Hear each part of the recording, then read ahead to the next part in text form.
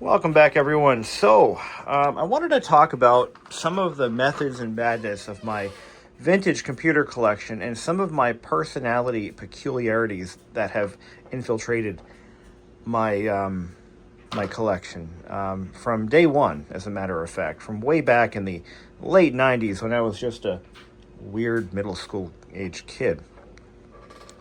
So, I have a couple of different rules. You know how, like, when you build Lego models, there are rules as to how Legos are allowed to interlock. There are laws, I guess. So there are illegal Lego connections, and there are legal ones. Well, I kind of follow the same methodology with my vintage computer collection. And we'll start with, there are two that I'm going to cover. And one of them is going to be controversial. We'll save that one for later. The first one, brand consistency with hardware and peripherals.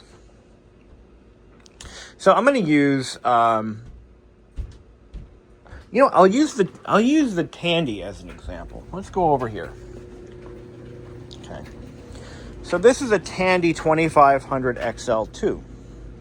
Now, if you were to buy this machine brand new, you would have walked into a Radio Shack and you would have said, "Hello, sir," or "Madam, I would like to purchase a fairly top-of-the-line computer, but I don't want a 386, I want a 286. And be like, "Oh, we got just the machine for you," and there it is. Now, you wouldn't buy just the system unit, walk out the door, and then go over to what would be a computer shop, Computer City, which is a Radio Shack, a very short-lived Radio Shack sub-brand. You wouldn't have gone over to Computer City, where they sell other brand hardware, and picked up a compact monitor, and then you go over to Gateway. No, there was no Gateway.com. You wouldn't have gone to Gateway and bought yourself a Gateway PS2 keyboard and then bought an HP mouse. No. You would have gone to Radio Shack and you would have bought everything in one shot, for the most part. The one exception being is if you already had a good VGA monitor, but we're not going to go that route. We're not playing those games. So you would have bought everything from Radio Shack. It all would have said Tandy on it. Okay? Tandy keyboard, Tandy mouse, Tandy system, Tandy monitor. That is a legal, in my definition of legal, that is a legal way to display and pair a vintage system. Now, let's get to this example. Now, this system here, this would be a legal way of displaying or pairing a vintage mid-90s 486 desktop. Now, this example is a little different. We have a white box computer that was built by a local shop. Now, that local shop would sell they would put their own brand on the system unit itself, which is very typical for these white box builds. It could be the owner's name. It could be a made-up brand, like this ProTech badge. Now, this ProTech badge and this Intel logo and this reproduced Microsoft Windows 3.1 badge can all be purchased brand new from geekandspiel.com. That is a free plug, a free ad for Geek and Spiel, because I respect what they do. The ProTech badge, by the way, is in kind of a recreation or an amalgamation of an imagined computer brand from the early 90s to mid-90s, which is exactly what your local computer shop would have done anyway. They would have had a case badge designed that means literally nothing, and that is exactly what this is. He essentially took the approach that any local computer shop would have taken with their case badge supplier and created a logo, and that's exactly what this is. There was never a ProTech computer store or brand that we know of. That was just something that was invented by geekandspiel.com. Anyway, so you would have gone to your local computer shop and bought a system unit. Now, this is where things get muddy. If you bought all your hardware from that shop, you would have gotten pretty much what you have here. You have a Mitsumi keyboard, which is a very good quality, non-brand specific keyboard. Like, in other words, this could be paired with any system without any real controversy. You've got a brand new Mitsumi serial mouse, which is that's what you would have gotten from that local shop. That local shop could have also used NMB or Keytronic or any of those other brands. But for this particular build, we went with Mitsumi because I just like their keyboards. If you bought your monitor from that local shop, you would have gotten whatever brand monitor that shop would have sold. Now, it wouldn't have been a Gateway or a Compaq or an HP or a Dell. It would have been one of the lesser known brands like a CTX or Chungtex. It could have been any number of off-brand monitors. It could have been, if it was a premium monitor that they're selling, they would have sold you a ViewSonic.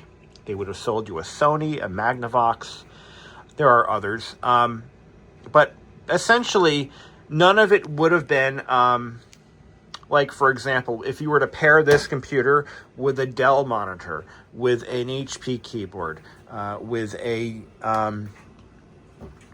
it would have to be non-specific. Now let's talk about the printer, because this is an interesting one. You'll notice that I have a Tandy 4-color dot matrix printer here. Well, this is realistic, believe it or not. And I don't mean realistic in the Radio Shack brand name sense. I mean, this is something that would have been logical. You would have bought the computer from the town computer shop, and hey, I need a printer. And let's say they sell Oki Data laser printers, and they might sell Epson dot matrix printers, but you wanted something a little bit fancier. You would have gone over to Radio Shack. Now, Radio Shack, all of their computer hardware was Tandy brand. Whether it was a monitor, whether it was a keyboard or a mouse, it was all Tandy. And that does not mean this printer was something that you would only pair with a Tandy. It could be paired with anything. I'm pretty sure this... There's got to be like a card game that matches this mentality, but it's really it is honestly it is within the bounds of the law of my of my very particular taste. This Tandy printer could have been purchased a week or two or months later.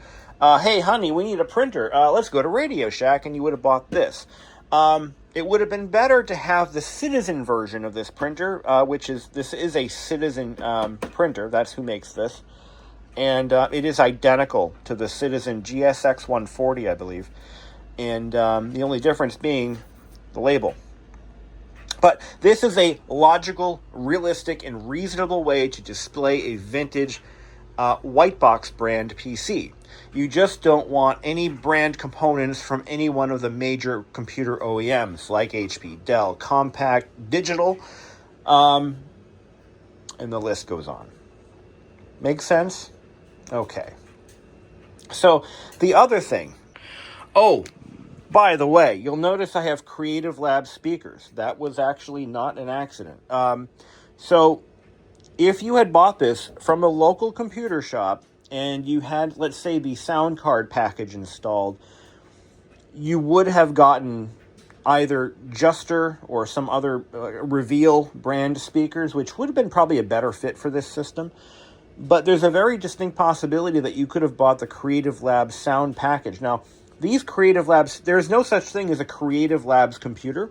So these could have been paired with literally any computer without any controversy.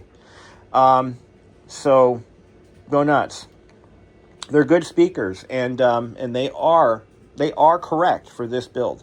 Although a little bit on the newer side, I actually am looking for a better set of early 90s computer speakers. I just don't like those cheap system builder speakers, those either Juster or Reveal brand. There is one set of speakers that does actually perform quite well, and they're very large Reveal. I think they're 100-watt speakers. They have or 80 watts. They are incredible speakers, but they're just too big and bulky. And I know where I can get some, but I've chosen not to go down that route. So the other issue the other rule of vintage computer pairings and how I display and use my vintage hardware is I am all about hard drives. I am 100% dedicated to keeping them alive with actual hard drives. They don't have to be the same age as the machine or even the original capacity. That's not what I'm about. But it has to have a spinning hard drive. If it originally shipped with a hard drive, it will continue to have a functioning spinning rust type hard drive. That's the slang for that. That's kind of a slang term for a mechanical hard drive, is spinning rust, because they use an iron oxide coating on an aluminum platter to function as the magnetic media inside the drive itself. It literally is spinning rust. That's literally what it is. I have actually repaired hard drives on machines multiple times before and essentially bulletproof them so that they won't fail in the near future. One very common failure of most vintage hard drives is the rubber bumpers that the head stack assembly bumps up against either during shutdown or spin down, when it puts it into the parking position. But it also, it's also designed to prevent the head stack from exceeding the outer diameter of the platter, and it's very important that you replace those bumpers so it doesn't get stuck or overshoots the platter stack and ends up completely. Once that happens, the drive is completely done for. So all of my vintage machines are running real hard drives. And I have gotten into debates with people over this, and here's where I'm at. If I can't get a functioning hard drive working in one of my machines, then I will get rid of the machine. That's how dedicated I am to it. And I see a few people in the collector space that are of the same mindset. If I can't get a functioning spinning hard drive going in this machine, I will abandon the project, and I will let somebody. I will put it together, and I will let somebody else do that.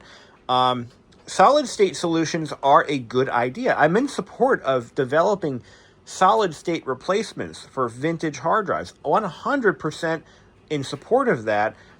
I can play both teams when it comes to the storage technology debate.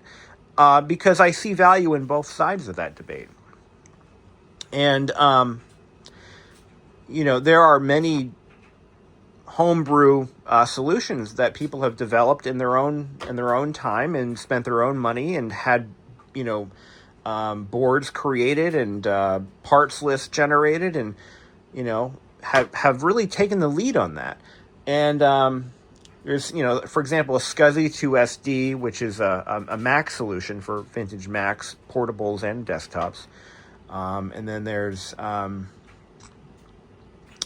the name escapes me, but there's a couple different versions for the PC market as well. And like I said, I think it's wonderful that people are doing this. But for my own collection, I'm sorry. There's nothing beats the clicky sounds and the spinning noises of a vintage hard drive. This machine right here is actually running a very interesting drive that was a low cost but fairly reliable drive by Mac Store, and it's the Quantum. It's the Quantum Bigfoot, and the drive in this machine is, I believe, 4 gigabytes, which is enormous. Because it's so large, it had to be partitioned off into smaller chunks. And it has an overlay program that fools the BIOS into thinking it's something it's not. We all know somebody like that, right? Anyway, and for me, the nostalgia of the hard disk drive goes back to my youngest days.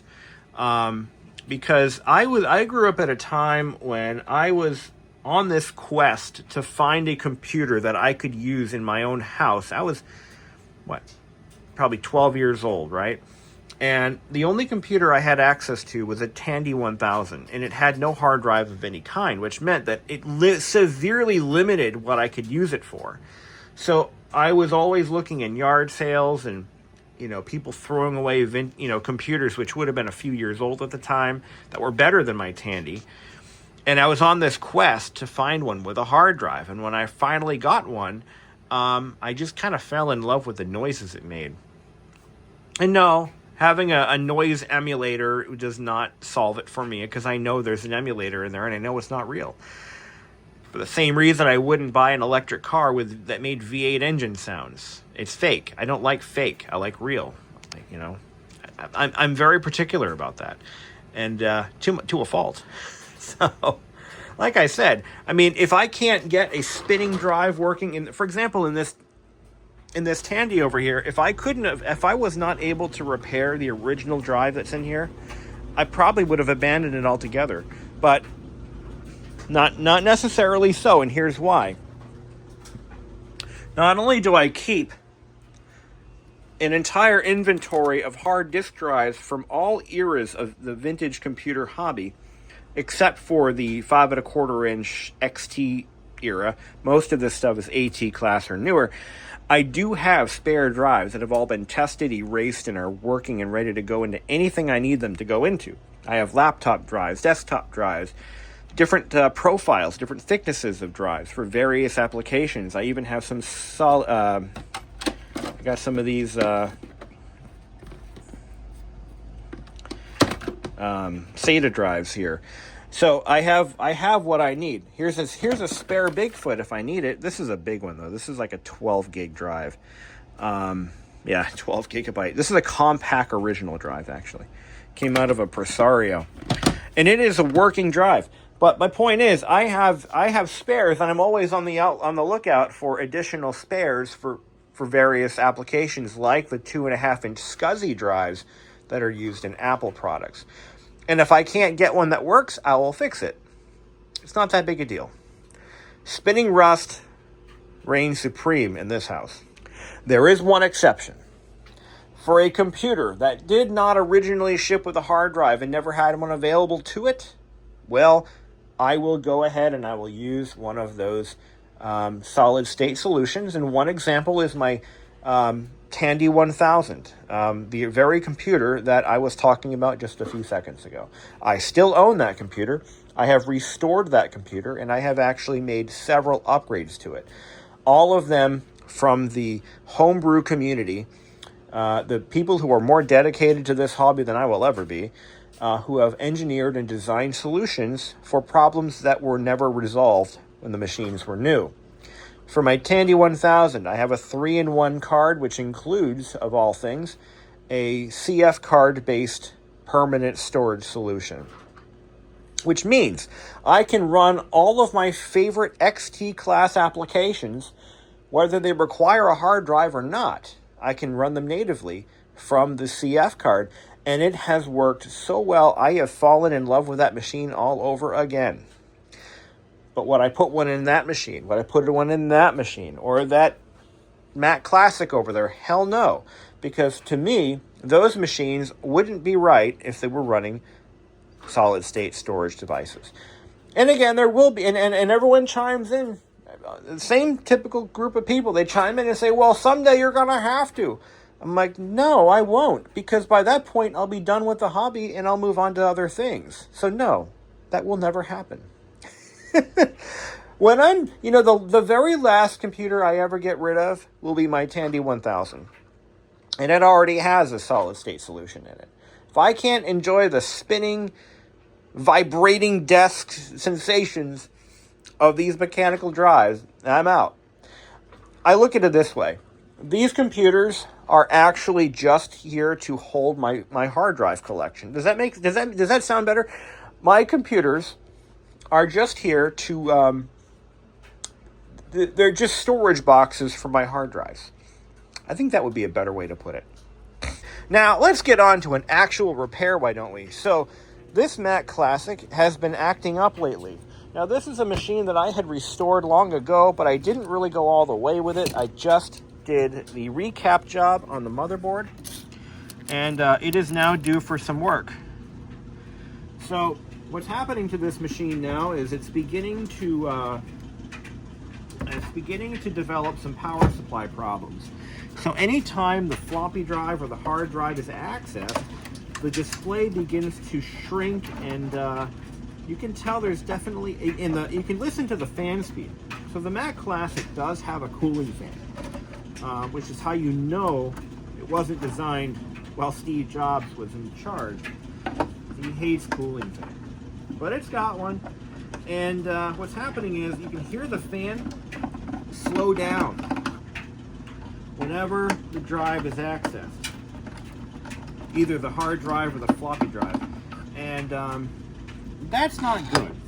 That's like it's like ready to drop dead, and it's actually surprising to me that it hasn't. Here's the thing: Apple used several different variants of the analog board design in here, and by the way, the analog boards in these machines were the Achilles heel. They really were. So it's not surprising to me that this is happening. It's actually kind of par for the course. And so we need to do this. We need to figure out which version of this analog board we've got. It may even be a replacement. It may have already failed once, twice, 3 times a lady. All right, move it, mommy. There we go. So let's take a look inside. Now this computer here, this is an interesting one. So this was originally sold without a hard drive.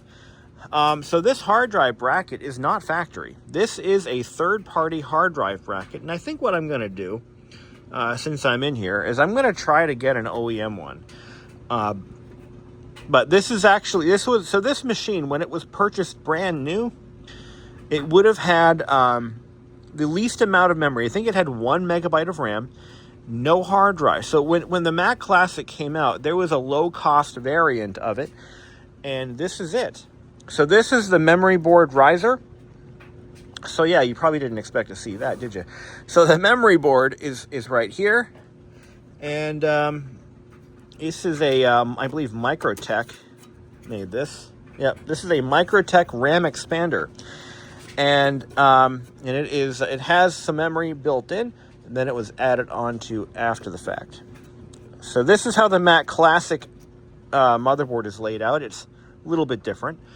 Again, this hard drive is this is an original Apple 40 meg hard drive, but it's mounted to a sled that is not factory. So maybe I'll leave well enough alone and leave it in there. I don't know.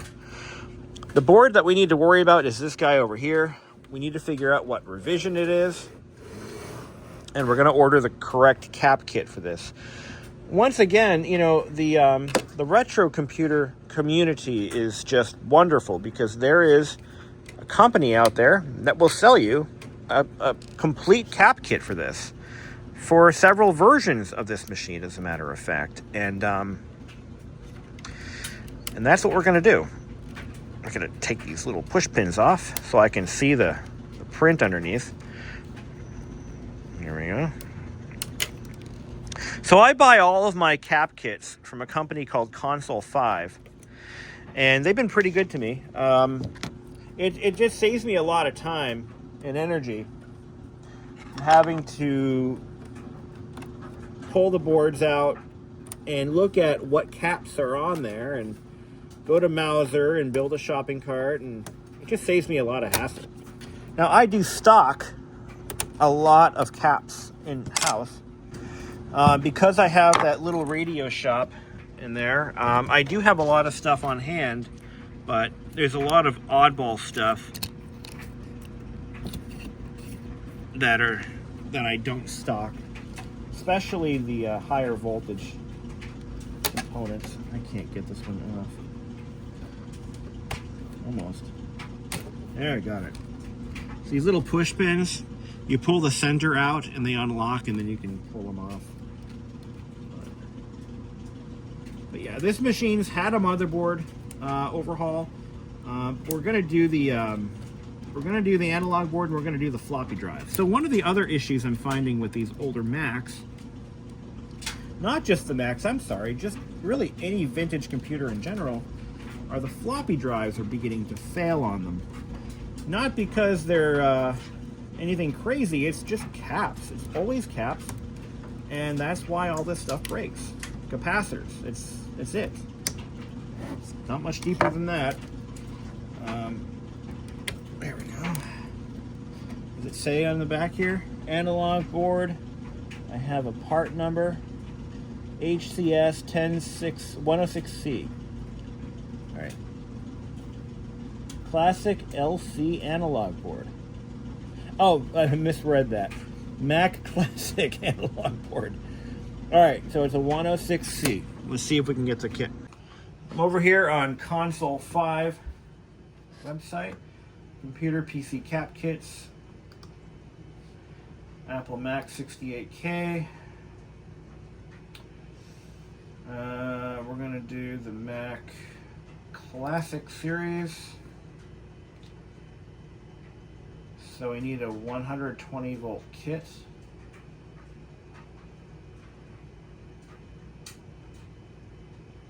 Part number 6300395.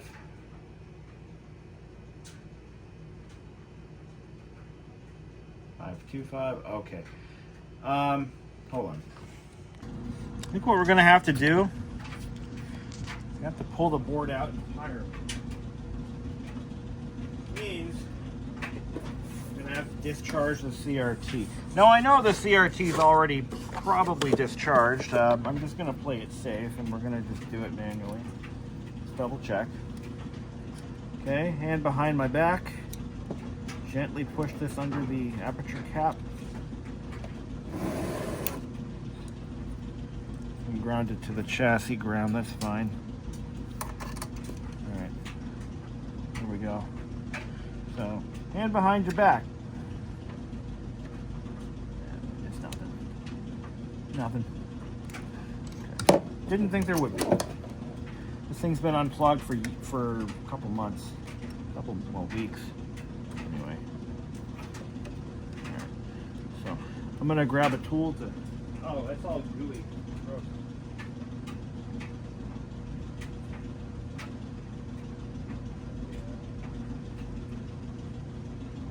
Got a pair of very, very thin needle nose pliers that work really well for this. I got these at Radio Shack. Radio Shack.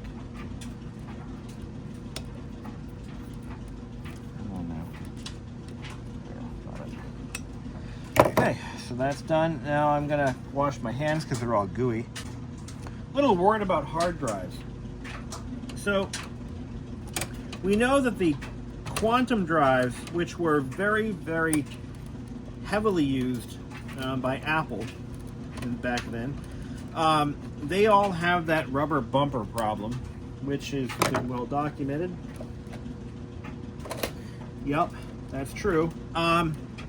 What I found is the IBM drives, which Apple also used on some machines, don't seem to fail as often from really any issue. They seem to be more robust.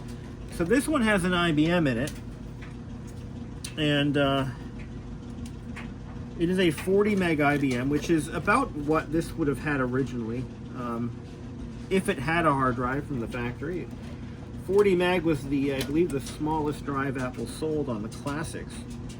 All right, so we got to pull the neck board off. So that'll just come right off, which means we got to also undo a ground wire. I literally just did this procedure on a Mac 512, 1984 edition. A little bit different. This will just pop off. They just used a hot snot type substance. That's an adhesive. We'll unplug the power connector for the hard drive. Now we just have the motherboard power cables, which, hello. I think there might be a short circuit in here. Look at how they're routed. Look at how this is done. I'm wondering if there's a short. Look at that. They're kind of pinched up in there. Look at that. Well, that's not great. That might actually be our problem. But either way, I'm not gonna risk it. I'm just gonna do the job anyway. We'll get a good look at that when we get this board out. I'm gonna pull the motherboard out of position. Get better access to this connector here. Take that out.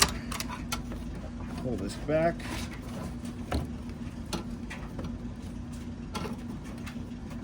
And I'm going to use my tool to unlock the connector. And I'm going to just gently pull up on it. There we go. Yeah, that doesn't look very nice. I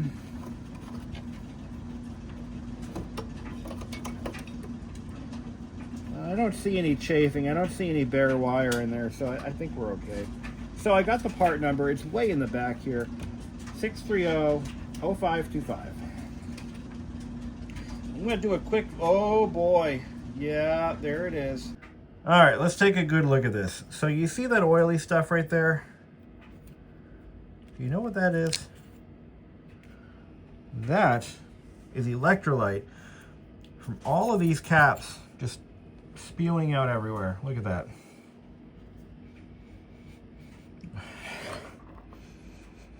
It doesn't smell like fish.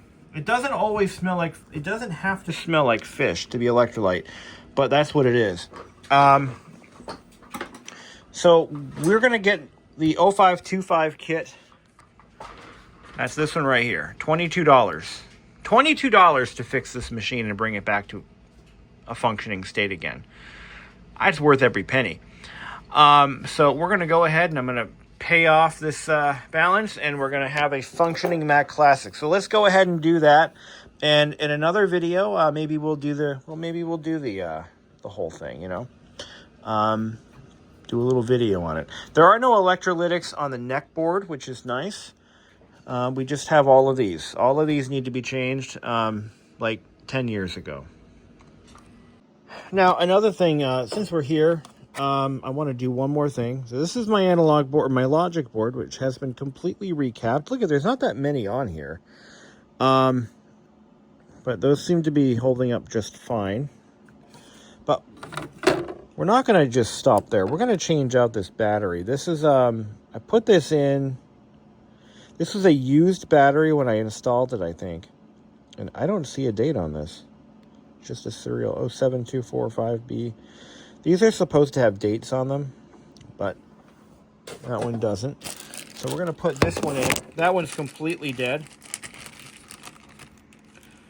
We're going to put a brand new one. And this is one that I had just purchased just a couple weeks ago. And while we have this board out, we're going to just pop that in there.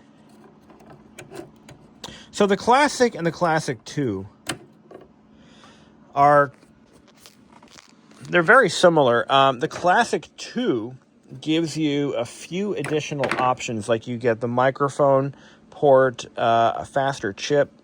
This has just a basic 68,000 chip processor, which I think runs at like 16 or 8 or 16 megahertz, I forget which. And then your RAM slots are on a daughter board. I do believe this one has at least 4 megs installed, but when it was new, it probably only had 1. There's like 1 megabyte on board here. There's the RAM right there. So yeah, no, this would have been a budget, like a budget saver. So if I recall,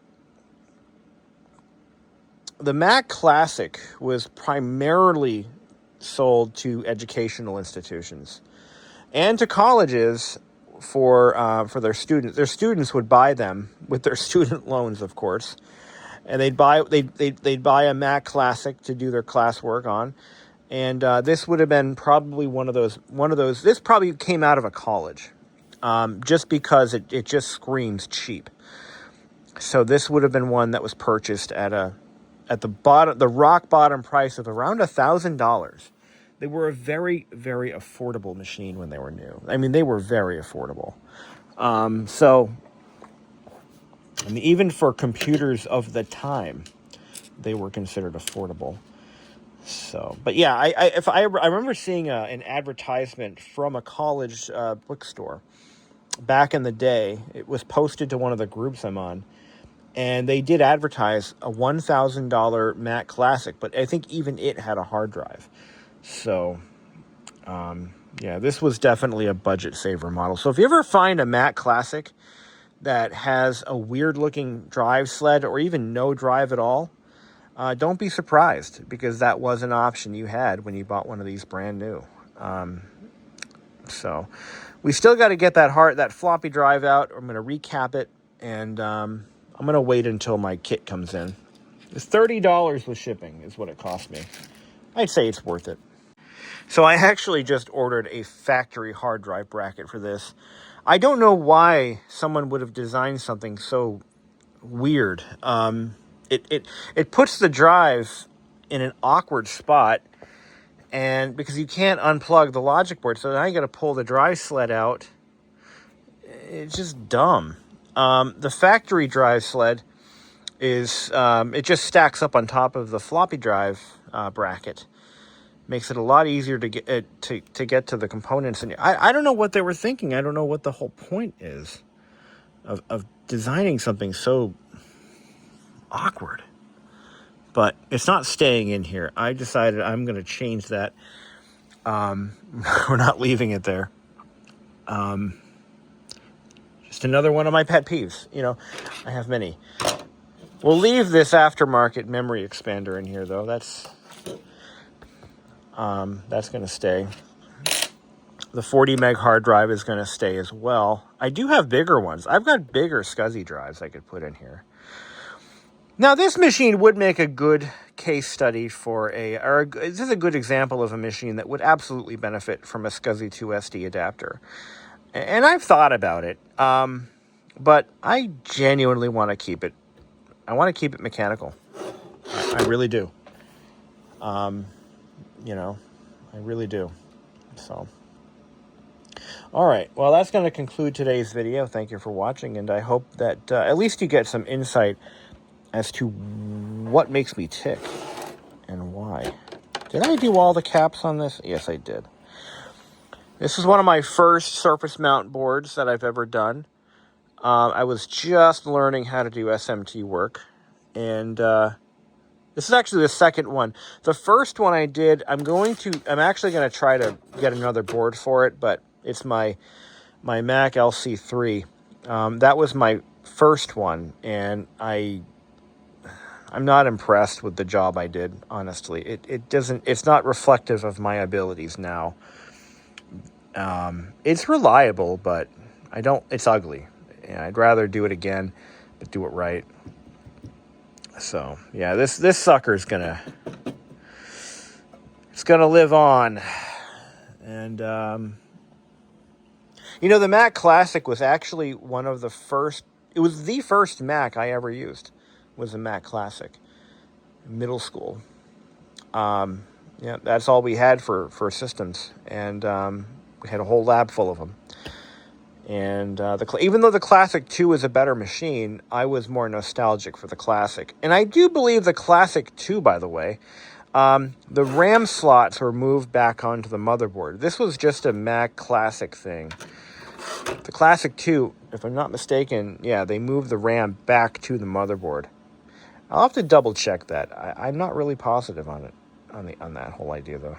Well, anyway, onward and upward.